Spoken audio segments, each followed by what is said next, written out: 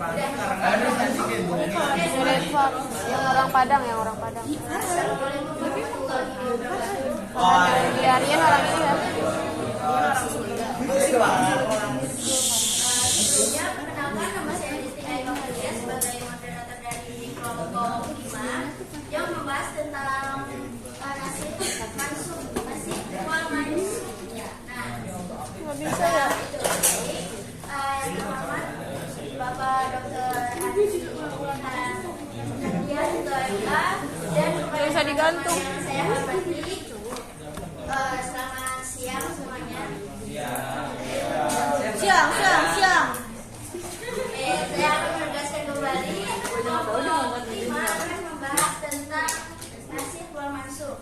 Nah, untuk pengertian akan dijelaskan oleh Hasab dan Syari. Maju.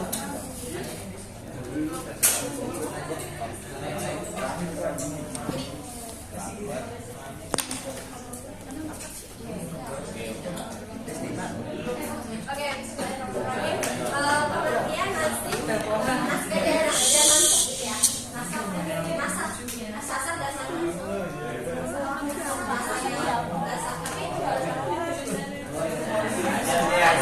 Nasib ada ya,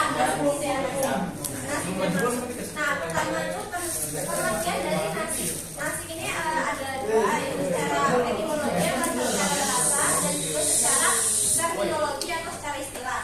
Nah, secara bahasa, nasib ini ada beberapa yang dipandang relevan itu banyak dia artinya. Ada 5 yang paling terkenal, yaitu pokoknya ar-raf'ulah izalah yang berarti penghapusan. Yang kedua an-naqlu yang berarti penyalinan atau penulikan. Yang ketiga al-ibqa yang artinya penghilangan atas sesuatu. Yang keempat at-tawir wal ibtal wal iqamah as-sa'i mahu yang artinya mengganti atau menukar. Terus yang terakhir ada at-tawil wal baqa ihi fi nafsihi atau at-tabdil yang artinya itu memalingkan, menyalin atau membedakan. Selanjutnya kata nasib secara istilah yaitu dari dijelaskan oleh ahli fikih yang berarti adalah rofu presentasi syar'iyan bidalilin syar'iyan mutarofin anhu yang artinya pengangkatan atau penghapusan oleh asyari atau Allah terhadap hukum syarat yang lampau dengan dalil syar'i. Nah, terus pengertian mansub secara ada dua juga, ada etimologi sama terminologi. Nah, secara etimologi mansub itu artinya suatu hal yang diganti, sedangkan secara istilah atau terminologi yaitu sebagai hukum syara yang menempati posisi awal yang belum diubah dan belum diganti dengan hukum syara yang datang kemudian. Nah, jadi penjelasan itu gini singkatnya. Nasib ini kan kalau dalam Arab itu kan, maksudnya dalam zaman Nabi itu ayat diturunnya kan secara bergantian. Kalau di zaman kita kan udah kayak langsung 30 juz. Kalau di sana kan kayak secara berkali gitu kan. Ayat ini dulu, ayat itu dulu, ayat ini dulu, itu dan seterusnya. Nah, terus nasib ini itu ayat yang kayak awal gitu. Ayat yang menetapkan hukum. Jadi kayak ada suatu ayat ada hukumnya. Nah, terus karena melihat perkembangan kayak kehidupan alam yang berubah gitu, Allah nurunin ayat lagi, turun. Enggak, salah. Yang mansuk maksudnya. Balik. Mansuk ini ayat yang duluan. Turun. Nah, terus nasib ini ayat yang terbaru. Nah, kalau secara dalam bahasa Indonesia aja ini itu subjeknya, ini objeknya. Jadi mansuk ini tuh ayat dan tapi hukum. Misalnya tentang misalnya tentang hukum head. Jadi hukum head bukan dana juga. Misalnya tidak maksudnya ke Masjidil Aqsa. Nah, misalnya dijelaskan di ayat ini kayak sebelum turunnya kiblat itu dipindahin ke ke Ka'bah. Nah, jadi pokoknya ini tuh ayat yang dulu, ini tuh ayat yang sekarang. Jadi ayat ini dijelaskan suatu hukum. Nah, ayat ini tuh yang ganti hukum ini. Itu pokoknya secara gampangnya begitu.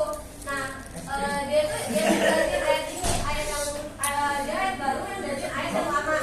Nah, jadi tuh yang itu udah, kalau ini mah kurbi halilnya gitu. Nah, ya. Terus abis itu apa aja? Lupa lagi.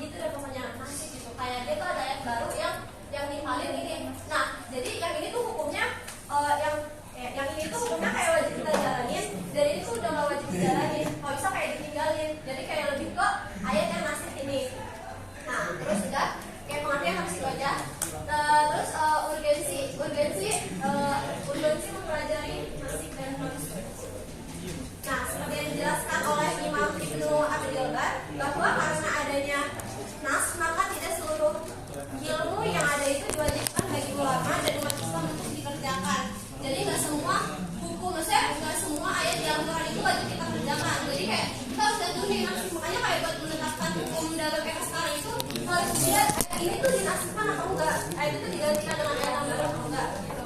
Nah, kaum muslimin itu memiliki kewajiban untuk mengetahui nasib wa al-mansukh, dan setelah mengerti kita diwajibkan untuk mengamalkan ayat nasib atau ayat yang mengganti, dan tidak diwajibkan untuk mengamalkan ayat nasib atau ayat yang diganti. Dengan begitu kita tidak akan mengerjakan apa yang tidak lagi diperintahkan, atau kita mengabaikan aja yang ayat mansukh ini.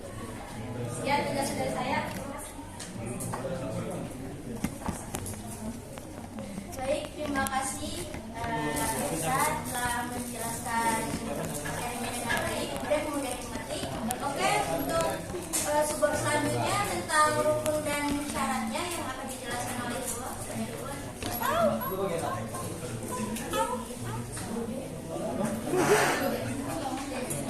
Selanjutnya ada rukun nasi wal mansukh. Menurut sistem tafsir dalam hubungan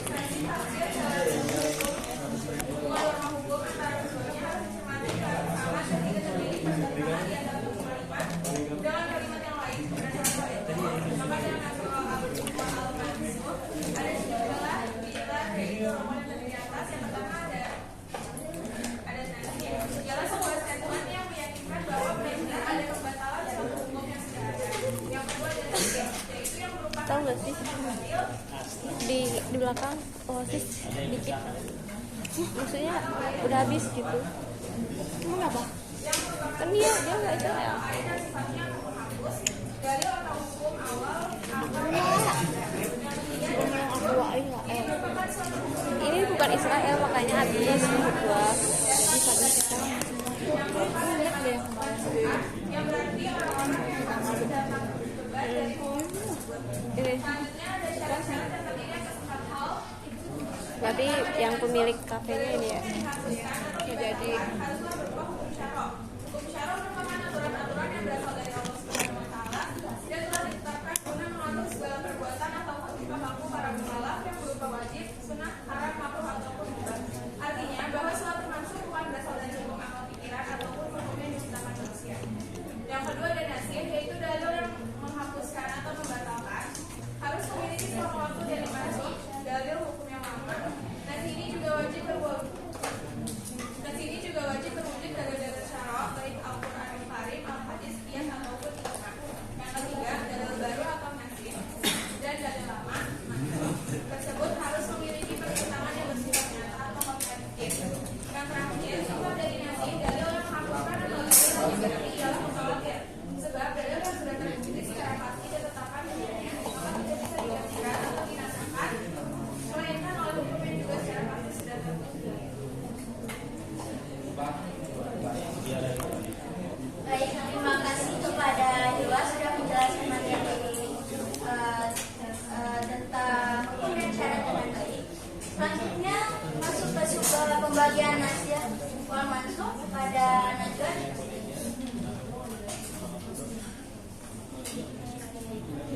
Ini saya akan menjelaskan tentang pembagian nasihat wal mansukh.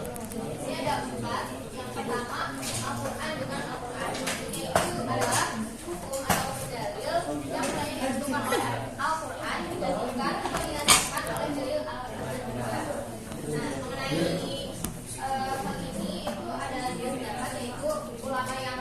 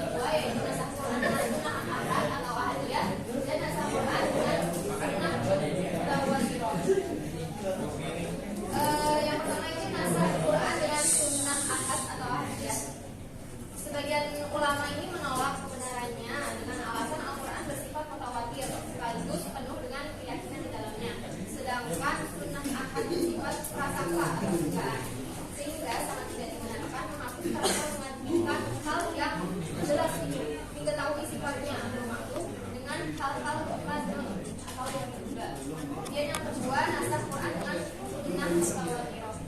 Oleh 3 pemimpin atau ulama mazhab yaitu Imam Malik, Abu Hanafi dan Imam Ahmad berpendapat sama, yaitu boleh mengubah kepada nasakh ini dengan asumsi bahwa kedua dalil tersebut adalah wahyu. Selain hal tersebut, itu beberapa ulama yaitu Asy-Syafi'i, Zahiriyah, juga Ahmad menyangka adanya nasakh ini atau landas atas landasan ayat 6 di surat Al-Baqarah yang terjemahannya, apa saja ayat yang kami nasahkan atau kami jadikan manusia lupa padanya, kami datangkan yang lebih baik atau yang sebanding dengannya. Ulama-ulama tersebut memandang Al-Quran tidaklah sebanding dengan As-Sunnah, maka dari hal tersebut tak boleh ada nasakh di antara Al-Quran dan hadis atau As-Sunnah, sebab kedudukan Al-Quran itu lebih tinggi sehingga tidak salah apabila dalil yang lebih kuat dan lebih tinggi itu dihapuskan atau digantikan oleh dalil yang lebih banyak. Kemudian yang ketiga, itu As-Sunnah dengan Al-Quran. Maksudnya adalah bahwa suatu hukum atau dalil yang telah ditentukan berdasarkan dalil As-Sunnah digantikan atau dinasakhkan dengan dalil Al-Quran. Nasakh ini terdapat contoh, yaitu yang tadi sudah asal sebutkan ya, tentang arah kiblat yang semua itu dijelaskan dalam hadis bahwa Baitul Maqdis merupakan patokan arah kiblat bagi umat muslim. Kemudian setelah diturunkannya ayat 144 pada surat Al-Baqarah, Ka'bah Masjidil Haram itu menjadi patokannya. Dan yang terakhir, As-Sunnah dengan As-Sunnah. Artinya bahwa suatu hukum pidana yang mulanya didasarkan dalil As-Sunnah lalu dinasakhkan atau dihapus oleh dalil syarat dari As-Sunnah pula. Misalnya yakni hukum ziarah, hukum yang semula dilarang kemudian dihapus atau dinasakh menjadi mubah atau boleh. Terjemahan hadisnya ialah, dahulu aku melarang kamu berziarah ke kubur, sekarang berjalanlah.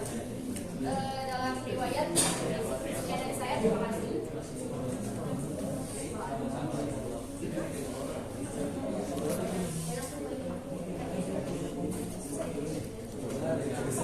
Oke, terima kasih kepada Nadia yang sudah menjelaskan materi dengan baik juga. Oke, untuk materi selanjutnya tentang macam-macam nasakh dalam Al-Quran yang akan dijelaskan oleh Saudara Fikri. Oke, selanjutnya saya akan menjelaskan macam-macam nasakh dalam Al-Quran. Dan menurut Al-Zarkashi ada 3 macam nasakh, khususnya dari segi tilawah atau bacaannya dan dari segi hukumnya. Nah, yang pertama ini ada nasakh dari segi bacaan dan hukumnya sekaligus, yaitu bacaan dan tulisan ayatnya pun tidak ada lagi termasuk hukum ajarannya telah terhapus dan diganti dengan hukum yang baru. Misalnya penghapusan ayat tentang keharaman kawin dengan saudara atau saudara satu susuan karena sesama bungsu kepada seorang ibu dengan 10 kali susuan dan diganti dengan 5 kali susuan saja. Yang kedua, nasakh hukumnya tanpa menasakh bacaannya, yaitu tulisan dan bacaannya tetap ada dan boleh dibaca, sedangkan isi hukumnya sudah dihapus atau tidak boleh diamalkan. Misalnya pada surat Al-Baqarah ayat 240 yang tentang istri-istri yang menceraikan suaminya harus beriddah selama 1 tahun dan masih berhak mendapatkan nafkah dan tempat tinggal selama iddah 1 tahun tersebut. Nah, ayat ini ketentuannya dinasakh atau diganti dengan ayat Al-Baqarah ayat 234 yang sehingga keharusan iddahnya tidak 1 tahun lagi, yaitu diganti dengan 2 bulan. Lalu yang ketiga, menasakh bacaan ayat tanpa menasakh hukumnya, yaitu tulisan ayatnya dihapus sedangkan hukumnya masih tetap berlaku, sebagaimana hadis Umar bin Khattab dan Ubay bin Ka'ab. Orang tua laki-laki dan perempuan yang berzina, maka rajamlah keduanya itu dengan pasti sebagai siksaan dari Allah, dan Allah Maha Perkasa lagi Maha Bijaksana. Dan yang keempat, nasakh dengan pengganti dan tanpa pengganti.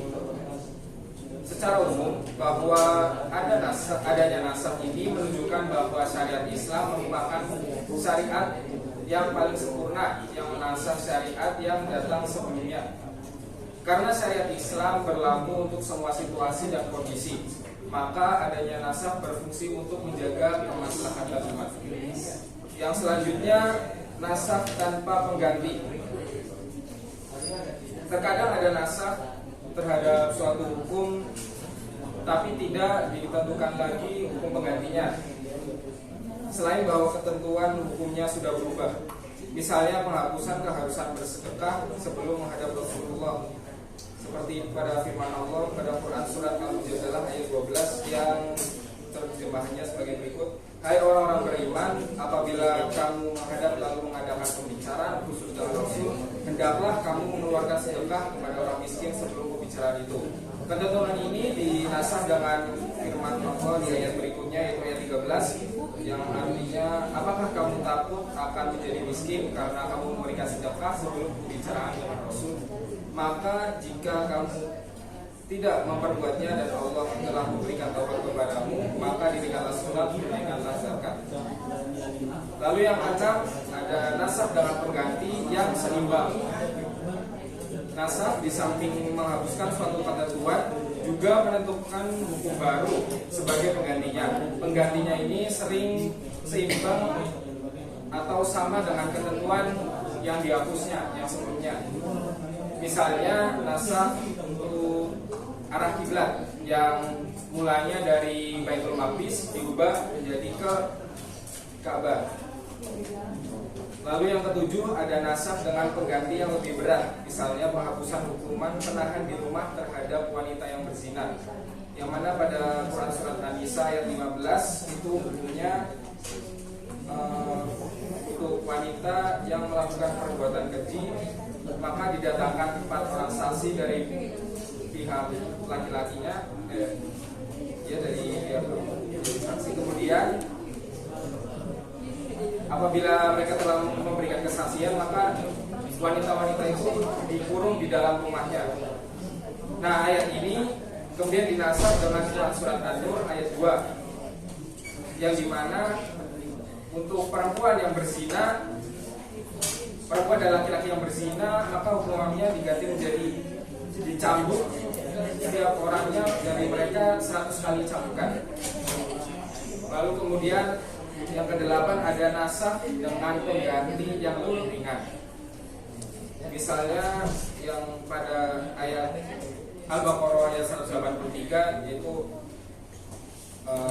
kita diwajibkan untuk berpuasa sebagaimana seperti orang-orang sebelum kita. Nah, ayat tersebut dinasakh dengan ayat 187 dalam surat Al-Baqarah, yang artinya dihalalkan bagi kamu pada malam hari bulan puasa bercampur dengan istri kamu. Mereka adalah pakaian bagimu dan kamu adalah pakaian bagi mereka. Ya, itu dari sini. Terima kasih. Terima kasih kepada Rafi, penjelasannya cukup panjang ya mengenai untuk materi yang akan saya bawakan adalah tentang bentuk-bentuk nasih wal mansukh. Jadi pada bagian referensi dan hukum sebagian besar ahli agama memecah nasakh menjadi 3 kategori.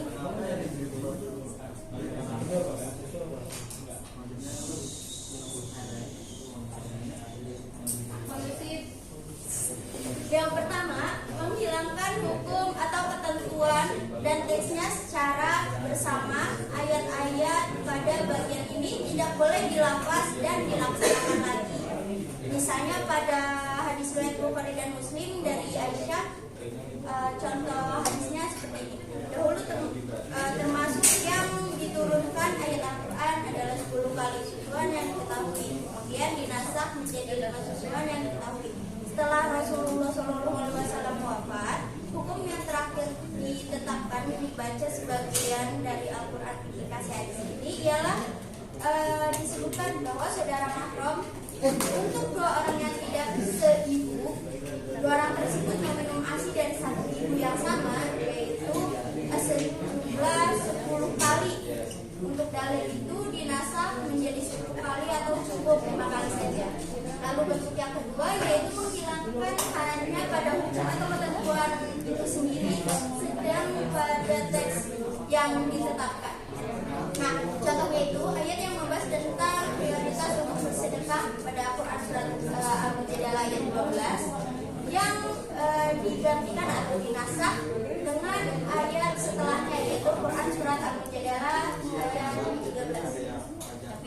Lalu yang terakhir menghilangkan hanya pada teks bacaan sedangkan hukumnya tetap dan wahyu. Contohnya seperti pada ayat yang membahas tentang rajam tadi yang pada mulanya ayat tersebut berasal dari kalam Allah atau ayat Al-Quran diganti namun hukumnya tetap sahih atau berlaku. Contohnya itu jika seorang pria tua dan wanita telah berzina maka rajamlah keduanya seperti itu. Ini terdapat dalam kisah zina yang dilakukan orang tua lalu diganti atau dinasah dinyatakan oleh Ubay bin Ka'ab bin Abu Umamah bin Sa'd. Oke, untuk subbab selanjutnya tentang pedoman ya. Tentang pedoman akan dijelaskan oleh Nopal kepada Nopal itu. Nopal yang Ahmad ya.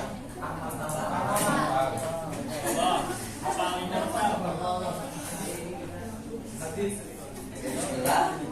Bab selanjutnya namanya tuh pedoman wal mansub ya. Wawasan mengenai nasib wal mansub bagi umat muslim terkhusus para mufasir bidang ilmu usul dan bidang fikih tentu memiliki kegunaan serta faedah yang bisa dibilang tidak sedikit. Adapun cara-cara yang digunakan untuk mengetahui pedoman dalam nasib wal mansub yaitu yang pertama memiliki keterangan atau penjelasan yang tegas berasal dari Rasulullah SAW yang bersifat jelas. Yang kedua, ayat nasib dan ayat mansub disepakati oleh umat. Dan yang ketiga, harus didapati dalil yang lebih awal atau dahulu dan yang terakhir atau setelahnya bersumber historis. Sekian, terima kasih.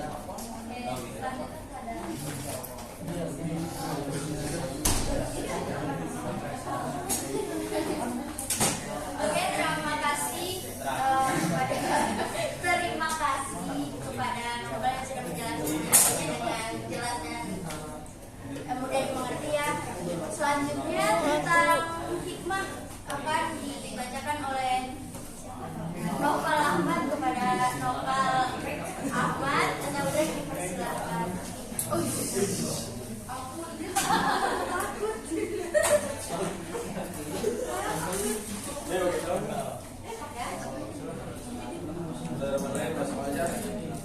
Jadi saya akan menjelaskan tentang hikmah daripada nasib dan mansub.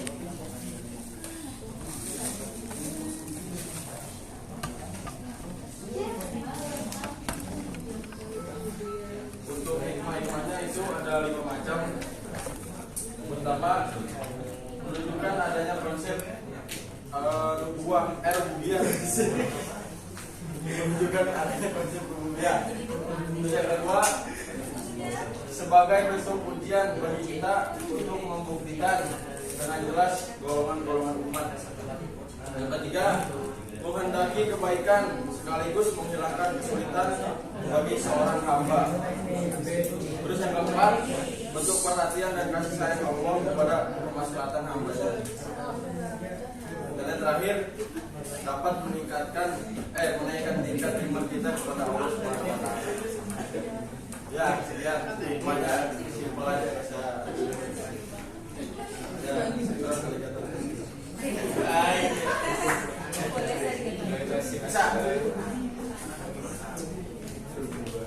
Baik, terima kasih atas penjelasannya.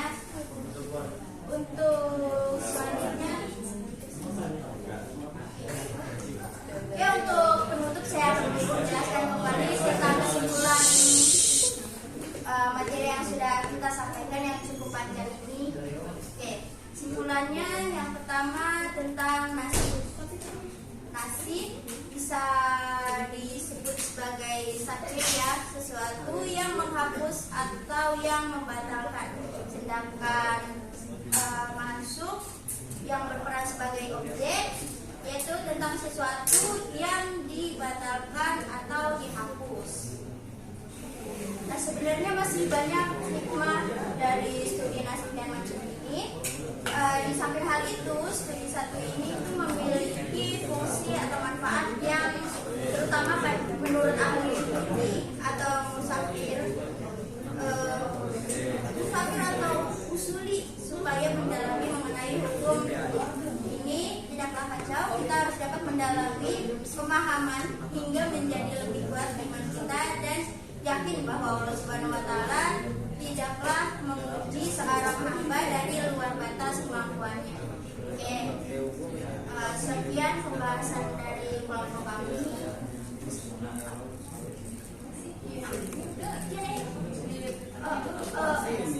Ya, bagi kelompok yang merasa kurang jelas tentang pemahaman kami, bisa raise hand. Anjing jajan. Pemahamannya apa? Oh, yang ini. Oke. Yang ingin menambahkan dari materi kami Ayo. ya yang Ada nasi padang. materinya bisa ulas-ulas.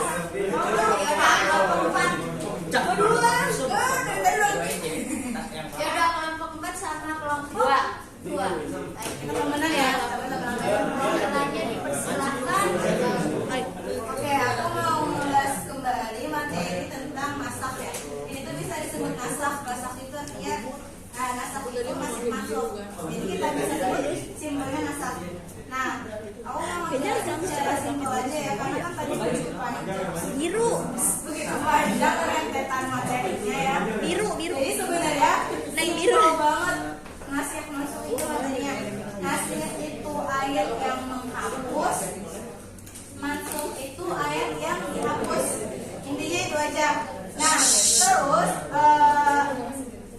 kita tuh harus memahami 3 hal tentang pengertian nasakh ini.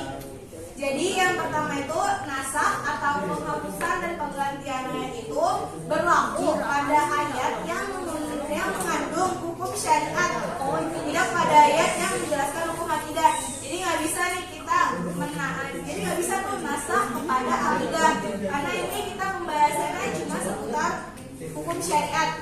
Terus dalil yang menasakh harus dalil yang syar'i, yaitu Al-Quran dan hadis, bukan dalil akli. Jadi nggak bisa kita sendiri yang mengeluarkan dalil akli menasakh dalil-dalil yang sebelumnya. Terus dalam nasakh itu terdapat 2 istilah dalil. Pertama, dalil hukum syar'i yang menghapus, yaitu nasir, dan dalil hukum syar'i yang dihapus, yaitu mansukh.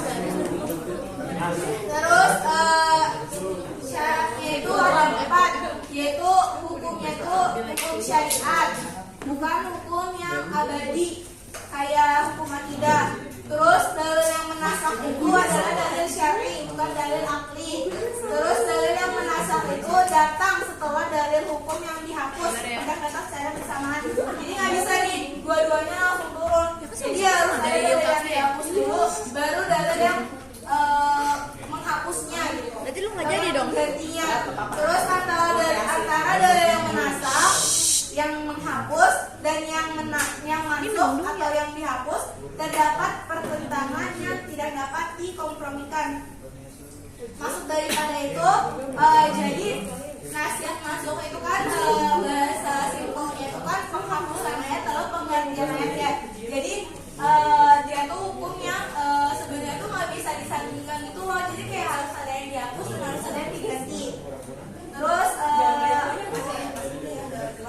Terus kayak bentuk-bentuk nasakhnya itu bisa menghapus bacaan dan hukumnya secara bersamaan. Terus hukumnya saja sedangkan bacaan tetap itu macam-macamnya. Terus kayak menghapus bacaan sedangkan hukumnya tetap. Sabar bang. Dan dilihat dari segi hukum syara, kayak terdapat dalil syar'i. Kayak dia tuh bisa bentuk nasakhnya itu terbagi menjadi 2, kayak menghapus nasakh hukum dengan diganti hukum baru yang lebih ringan.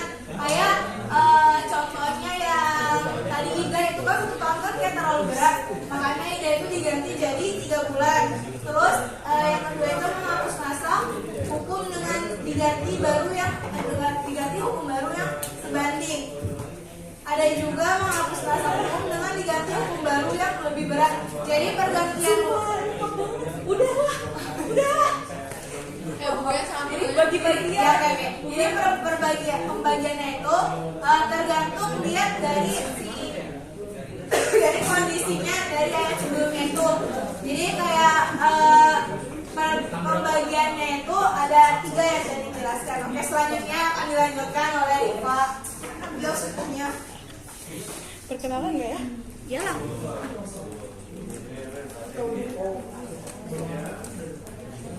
Oke, bismillahirrahmanirrahim. Assalamualaikum warahmatullahi wabarakatuh. Kasih pandang. Sebelumnya saya ini memperkenalkan diri. Nama saya Rifat Maulana dari kelompok 2. Jadi untuk tadi lengkapin aja dari kelompok 5. Tadi penjelasannya itu udah lengkap banget. Terus ditambahin lagi sama siswa, dijelasin lagi. Mungkin saya sedikit menambahkan aja tentang nasih wal mansur ini.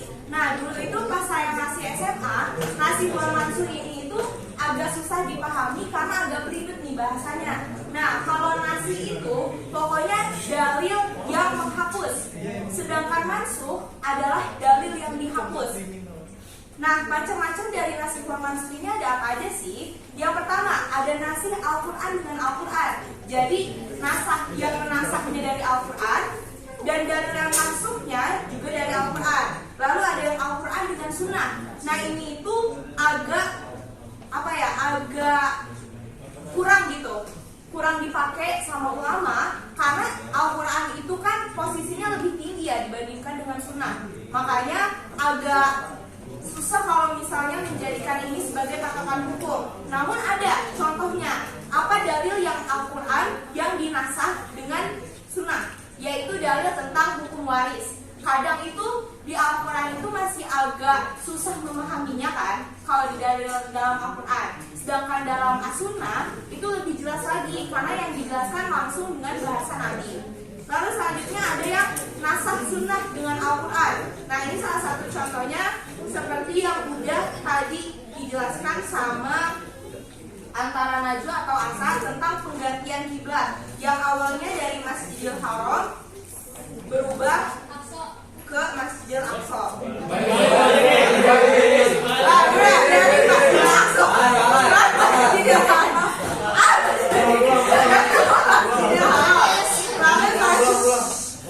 Ada rasa sunnah dengan sunnah juga. Nah, itu tentang hukum berziarah kubur yang awalnya nggak diperbolehkan. Karena apa? Karena dikira itu mempersekutukan Allah. Pada saat itu orang ziarah ke kubur seakan-akan kayak sedang menyembah sesuatu gitu. Lalu untuk bentuk-bentuk dari nasah dalam Al-Quran ada apa aja? Ada yang menghapus bacaan dan hukumnya secara bersamaan. Jadi kita nggak tahu nih bacaannya apa dan hukumnya apa. Lalu kita tahu dari mana nih ada nasih dan wal mansukh, padahal kita aja bacaannya nggak tahu, hukumnya juga nggak tahu. Ini itu berdasarkan dari riwayat sahabat, yang mana pada saat itu dari Imam Malik berkata bahwa 10 kali susunan dinasah dengan 5 kali susuan, begitu juga bacaannya. Akan tetapi nasah tersebut terjadi sesaat sebelum Nabi wafat. Jadi pada saat itu para sahabat masih membaca ayat tersebut, padahal ayat tersebut sebenarnya sudah dinasah. Mereka itu baru sadar setelah Nabi wafat.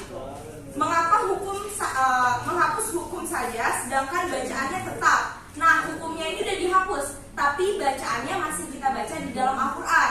Salah satu contohnya adalah di Quran Surah Al-Mujadalah ayat 13, yaitu tentang kalau kamu mau bertemu dengan Nabi, mau mengadakan perbincangan, kita itu harus bersedekah dulu kepada orang miskin. Nah, tapi hukumnya itu dihapus karena apa? Ya orang sekarang dulu pada saat itu sahabat kalau mau bertemu Nabi ya tinggal bertemu Nabi aja sebelumnya. Tapi hukum sebelumnya itu adalah orang itu harus bersedekah sebelum bertemu dengan Nabi. Lalu selanjutnya ada menghapus bacaan, sedangkan hukumnya tetap. Nah, bacaannya itu udah nggak kita baca lagi di dalam Al-Quran, tapi hukumnya masih tetap ada, yaitu tentang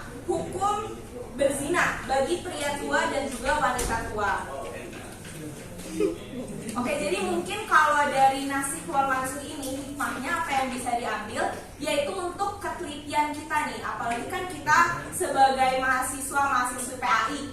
Kalau misalnya kita membaca Al-Quran, itu semuanya jangan ditelan mentah-mentah, karena bisa jadi dalil tersebut adalah dalil yang sudah dinasah hukumnya, tetapi bacaannya tetap ada, tapi kita masih memakai hukum itu di kehidupan sehari-hari kita. Mungkin itu aja dari saya. Wassalamualaikum warahmatullahi wabarakatuh.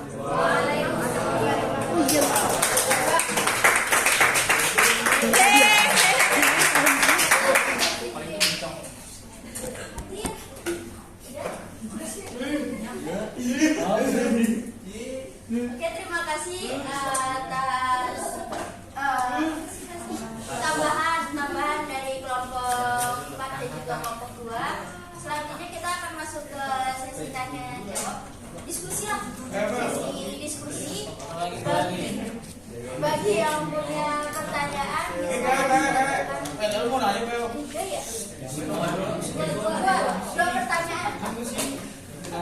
Tapi kalau komentar itu ya tadi udah bantu menjelaskan, mungkin nanti bisa bantu menjawab.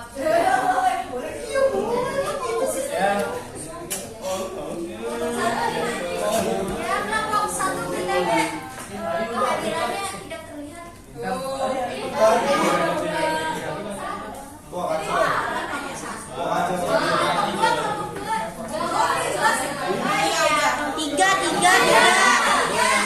Tiga tuh sama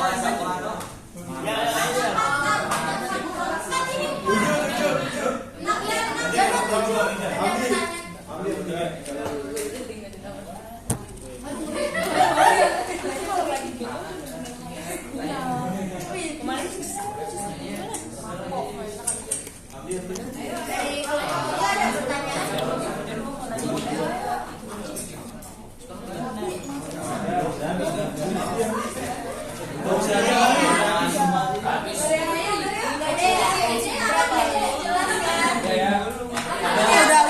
Udah habis nggak bisa.